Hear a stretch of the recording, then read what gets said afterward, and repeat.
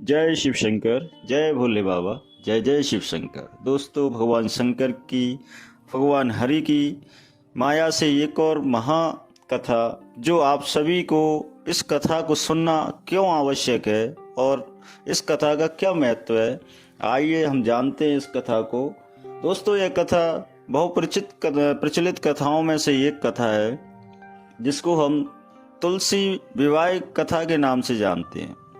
यह कथा अपने आप में एक रहस्यमय कथा है, जो यह सिद्ध करती है कि कितनी बड़ी से बड़ी शक्ति क्यों ना हो, अगर कोई महिला या स्त्री अपने सतीत्व के लिए जिंदा रखती है, वो अपने सतीत्व को बनाए रखती है, तो वो अपने भगवान ईश्वर या ब्रह्मांड की सबसे बड़ी से बड़ी शक्ति को हराने में भी सक्षम होती है। वही दूसरी ओर कितना भी बड़ा बलशाली व्यक्ति क्यों ना हो, तमाम शक्तियां उस पर क्यों ना हो, अगर वह पाप, अधर्म, अत्याचार या अधर्म के साथ साथ की गई नीतियों का व्यवहार करता है, तो उसका पतन होना निश्चित है।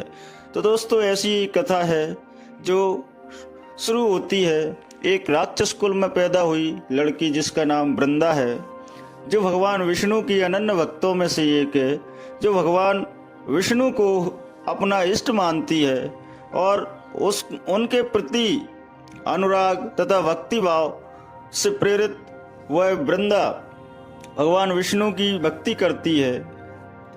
जैसे जैसे वृंदा बड़ी होती है, उसके लिए शादी के लिए एक सुयोग्य वर की तलाश की जाती है। वृंदा बड़ी होती है तो उसका विवाह एक जालंधर नामक, जो राक्षस कुल में शक्तिशाली युवक था, उससे की जाती है। होता क्या है कि जालंधर इतना शक्तिशाली क्यों था, उसके पीछे का कारण ये है कि भगवान शिव के अंश यानी शिव के तेज से वो प्रकट हुआ था और उसकी उत्पत्ति समुद्र में हुई थी। भगवान शंकर के तेज से उत्पन्न होने के कारण शक्तिशाली बलशाली तो था ही, लेकिन राक्षस कुल में पैदा हुआ, इसलिए उसके अंदर अभिमान, पाप, इन सारी प्रवृत्तियों को वो लेके पैदा हुआ, जिससे वो अपने आप को इस संसार का सबसे बड़ा शक्तिशाली व्यक्ति, महापुरुष मानता था। जैसे ही उसकी शादी वृंदा से हुई, तो वृंदा सतीत्व वाली महिला थी, जिससे उसकी शक्ति में और वृद्धि हो गई, 4 गुना वृद्धि हो चुकी। अब वह जो मन में आए वह करता था, ऋषि मुनि संत महात्मा सबको परेशान करता था, यहाँ तक कि जितने भी देव थे उनसे वह युद्ध लड़ता, उन्हें परास्त करता और उनके स्थानों को अपने अधिकार में लेता। ऐसे करते करते उसने स्वर्ग पर भी अपना अधिकार जमा लिया। यह सभी देवताएं उससे परास्त हो गए और परास्त होकर भगवान विष्णु की शरण में गए।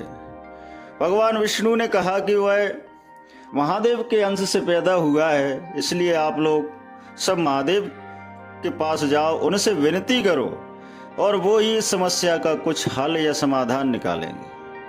भगवान शंकर को जब यह बात पता चली, भगवान शंकर ने सभी देवताओं को आश्वस्त किया कि आप समय आने दो, प्रतीक्षा करो, उसका वध निश्चित है और उसके द्वारा किए गए बुरे कर्म, दुराचार का उसको दंड अवश्य मिलेगा। देर करते हुए देवता गुप्त स्थानों पर छुप जाते हैं। जालंधर घमंड में आके मद में चूर होकर चारों ओर भ्रमण करता है और जो उसको दिखाई देता है उसको बलपूर्वक, अधिकार पूर्वक अपना मना लेता है या उसको मार देता है। देखते देखते ही उसकी दृष्टि माता लक्ष्मी पे पड़ी। माता लक्ष्मी जो धन की देवी हैं, जो अपने आप में सबसे सुंदर, सबसे ओजस, सबसे तेजवान दिखती है, उनको देखकर वो उसके मन में लालसा हुई, क्यों ना इस स्त्री को अपने बस में किया जाए और इस पे काबू किया जाए। माता लक्ष्मी ने बताया कि तुम समुद्र से पैदा हुए हो और मैं भी समुद्र से पैदा हुई हूँ, तुम्हारे और मेरे जन्म का स्थान एक ही है, इसलिए तुम मेरे भाई हो। इसलिए मेरे जो बारे में जो आप कि चित्त में जो विकार पैदा हुआ है उस विकार को दूर करो, और उस विकार को दूर करने में ही तुम्हारी भलाई है, अन्यथा तुम्हारा नाश होगा। वहां से जालंधर भागते भागते आया, लेकिन वो अपने दुराचार कहते हैं न, कब जब किसी का अंत आता है तो बुरे बुरे लाख समझाने के बावजूद भी वो बुरे बुरे कार्य करते ही रहता है। उसी प्रकार वह धीरे धीरे जो देवों के देव महादेव, जो शक्ति पराशक्ति जगदम्बा अम्बा माता पार्वती पे बुरी दृष्टि डालता है, और जालंधर भगवान शंकर का वेश धारण करके हिमालय पे पहुंचता है और माता जगदम्बा को देखता है तो देखते ही रह जाता है। भगवान शंकर का रूप धारण करते जैसे ही वो माँ जगदम्बा के पास जाता है तो माँ जगदम्बा उसको देखते ही पहचान लेती है, अपनी दिव्य दृष्टि से जान जाती है कि ये महादेव का रूप धारण किए हुए कोई वैरूपिया है। लेकिन देखती हैं कि ये वैरूपिया में इतनी शक्ति कैसे समा गई, या कितनी शक्ति कैसे आ गई जो महादेव का रूप धारण करके और हिमालय पे आ गया। माँ से माता अंतर ध्यान हो जाती है और जाते जाते वह भगवान विष्णु के पास पहुंचती है। भगवान विष्णु से कहती हैं कि ये प्रभु, ये कैसी लीला है, ये कौन व्यक्ति है जो इतना बलशाली है कि जो महादेव का रूप धारण करके और मेरे प्रति बुरी दृष्टि से हिमालय पे आया है। माँ भगवान विष्णु ने समझाया कि माते आप धैर्य रखें, आप क्रोधित ना हो, शीघ्र ही उसका पतन होगा। भगवान विष्णु ने कहा कि उसकी पत्नी जो मेरी परम भक्त है और वो एक सती व्रता नारी है, उसकी सतीत्व के कारण ही इसकी शक्तियों में 4 गुना वृद्धि हुई है। जब तक उसके सतीत्व का पतन नहीं होगा माते इसका मैं कुछ भी नहीं बिगाड़ सकता, अर्थात इसको कोई हरा नहीं सकता।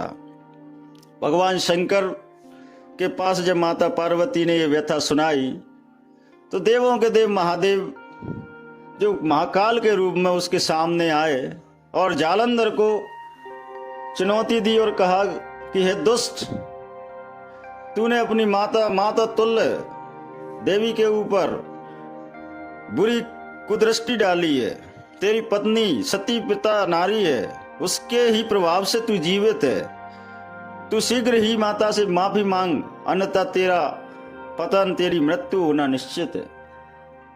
दोस्तों, भगवान शंकर की माया से ही वो उत्पन्न हुआ है और भगवान शंकर को ही वो चुनौती दे रहा है। यूं कहेंगे ये सारी लीलाएं भगवान शंकर की है। तो भगवान शंकर ने उससे युद्ध किया। युद्ध हजारों वर्षों तक युद्ध चला और ये युद्ध जब तक समाप्त नहीं हुआ जब तक वृंदा का सतीत्व समाप्त न हो पाया। देवताओं ने आकर विनय पूर्वक भगवान विष्णु से कहा कि हे योगपति, हे मायापति, ऐसी कोई माया, ऐसी कोई विधान आपको ही करना है जिससे इस दुष्ट राक्षस का वध हो सके, जो देवों के देव महादेव से निरंतर युद्ध करता रहा और कर रहा है। भगवान महादेव भी उसको भस्म करने में विवश हैं, क्योंकि एक तरफ उसकी पत्नी जो वृंदा है उसका सतीत्व उसको बचा रहा है। इसलिए हे प्रभु, भगवान शंकर विवश होने का कारण यही है कि उस सती का कोई दोष नहीं है। भगवान विष्णु ने एक साधु का रूप धारण किया और साधु का रूप धारण करते हुए वह वृंदा के पास गए, अपने साथ 2 अनुचरों को और ले गए और उन्होंने एक ऐसी युक्ति बनाई कि वृंदा जो वन में है, अकेली है, असहाय है, उस पर वे 2 अनुचर हमला करें और भगवान विष्णु उनको मार दें। हुआ भी ऐसा ही।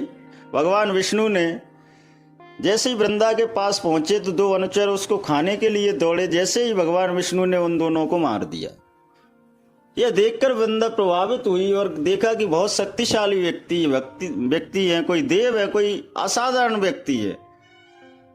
तो उन्होंने प्रणाम किया दूर से ही और कहा कि हे प्रभु, आप मुझे जान पड़ते हैं कि कोई साधारण व्यक्ति नहीं है, कोई महान व्यक्ति है, कोई तपस्या संत हो। क्या आप बता सकते हो कि इस समय मेरे पति जो भगवान महादेव से युद्ध कर रहे हैं, मैं जानती हूं कि देवों के देव महादेव को हराना इस ब्रह्मांड में किसी के पास इतनी शक्ति नहीं है, लेकिन मैं केवल अपने पति को जीवित देखना चाहती हूं। क्या आप बता सकते हो कि मेरे पति इस समय किस अवस्था में है?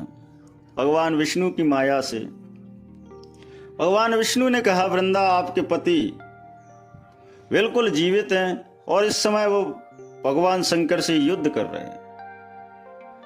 लेकिन भगवान शंकर का जो अमोघ अस्त्र है, जो त्रिशूल है, उसने आपके पति का सिर धड़ से अलग कर दिया। वृंदा ने कहा, ऐसा हो नहीं सकता। जब तक मेरा सतीत्व जिंदा है, जब तक मैं नारायण की भक्ति कर रही हूं, तब तक मेरे पति को कुछ नहीं बिगड़ेगा। क्यों न स्वयं नारायण भी क्यों उसको मारने के लिए उद्यत हों। बात भी सही है, लेकिन नारायण ने कहा कि वृंदा देखो, ये तुम्हें विश्वास दिलाता हूं मैं। नारायण ने अपनी योग माया से